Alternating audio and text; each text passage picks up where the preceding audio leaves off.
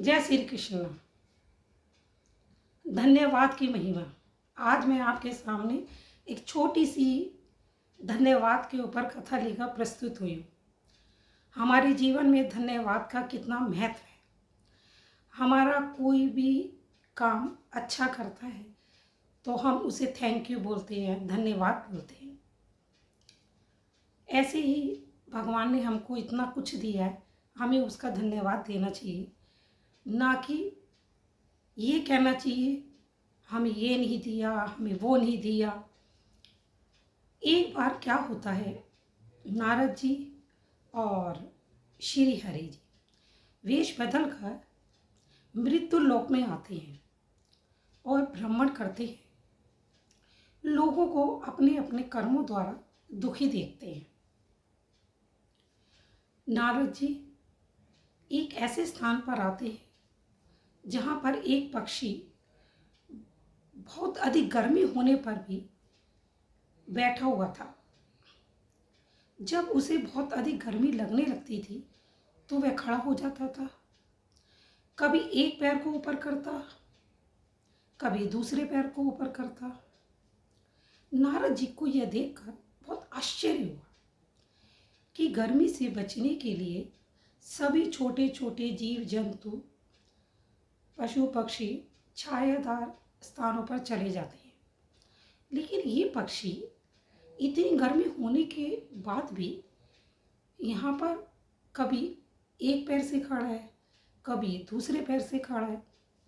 तो नारद जी उस पक्षी के पास जाते हैं और उससे पूछते हैं कि इतनी गर्मी में आप यहाँ पर क्यों रह रहे हो?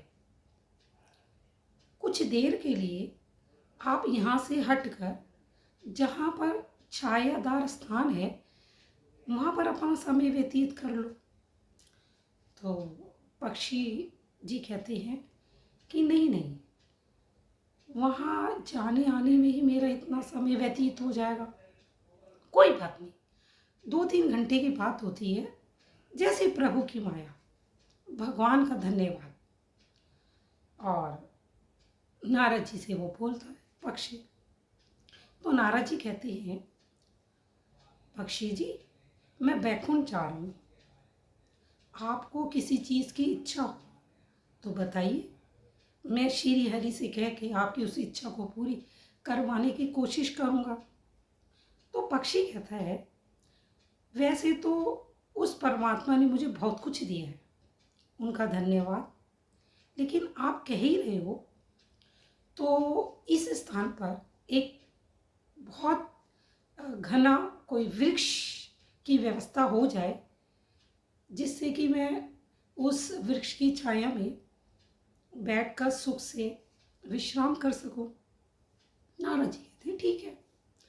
नारद जी बैकुंठ जाते हैं और बैकुंठ में श्री हरि जी को बताते हैं कि एक पक्षी की दशा को देखकर श्री हरि, मुझे बड़ा आश्चर्य हो रहा था, वे गर्मी से बेहाल हो रहा था। आप उस स्थान पर एक वृक्ष की व्यवस्था कर दीजिए। श्री हरि जी मुस्कुरा देते हैं, आंखें बंद करके ध्यान लगाते हैं और नारद जी से कहते हैं, नारद उसके भाग्य में वहाँ पर घने वृक्ष की छाया का सुख नहीं है, कोसों दूर तक नहीं है। नारद जी कहते हैं ठीक है श्री हरि जी, जैसे आपकी इच्छा। अब समय व्यतीत हो जाता है। कुछ समय के बाद नारद जी फिर भ्रमण करने निकलते हैं, क्योंकि नारद जी का तो काम ही है भ्रमण करना।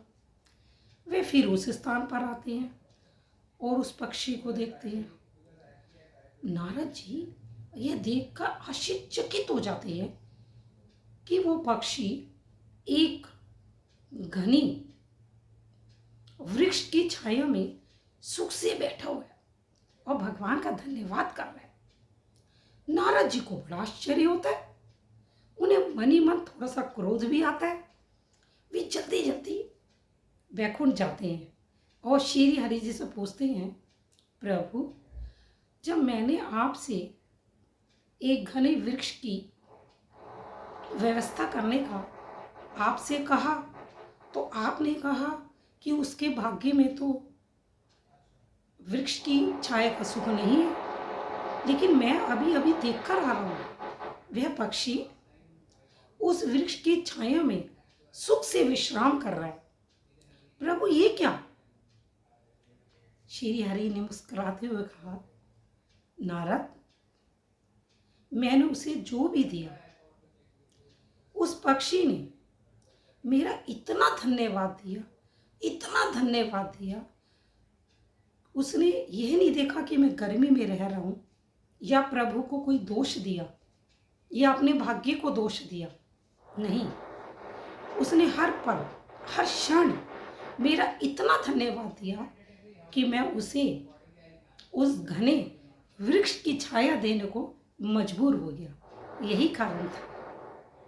नारद जी ये सुनकर आश्चर्यचकित हो जाते हैं। ऐसे ही हमारे जीवन में धन्यवाद का बहुत अधिक महत्व है। ईश्वर ने हमें जो कुछ भी दिया है उसका धन्यवाद करना चाहिए। वैसे तो प्रभु ने हमें बहुत कुछ दिया है, खाने का सुख, नींद का सुख, पहनने का सुख, घूमने का सुख, क्या नहीं दिया। थोड़ी सी विपदा आ जाए, थोड़े से धन की कमी आ जाए या किसी के घर परिवार में कोई संकट आ जाए, किसी की मृत्यु आ जाए, तो हम उस ईश्वर को दोष देने लगते हैं। नहीं, यह तो हमारे प्रारब्ध कर्मों का ही फल है। जैसे हमने कर्म किए वैसे ही हमें भोगना पड़ेगा। हमें उस परमात्मा का, उस श्री हरि का हर पल, हर क्षण धन्यवाद करना चाहिए और उस श्री हरि का जप करना चाहिए, जिससे हमारे प्रारब्ध कर्म नष्ट हो जाए।